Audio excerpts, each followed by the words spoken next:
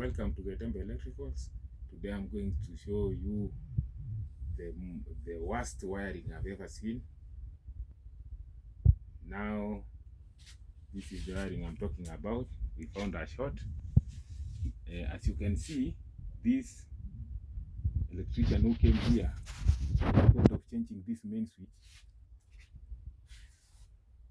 main switch for the faulty one, he instead connected the live from down here to these circuit breakers. Two circuit breakers. One he has connected to the shower, and the other he has connected to a cooker and the lights.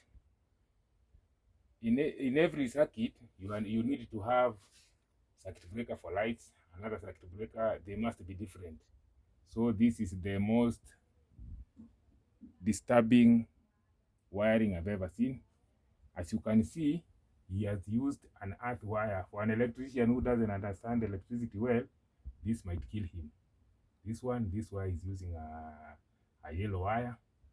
And now when you come to this house to repair, if you switch off this main switch, it won't switch off.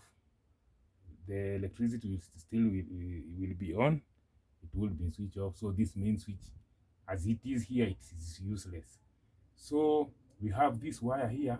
He has connected from this one to this switch. This is a 3-gang switch, and it's doing the work that's not meant for it. As you can see, this first gang here is for the security light, this one, and then this one is for the security at the back of the house, and then you have this one. He's using this for putting on the cooker. As you can see, the cooker is here. Yes, he's using this cooker coil with this last gun instead of using a cooker control unit here.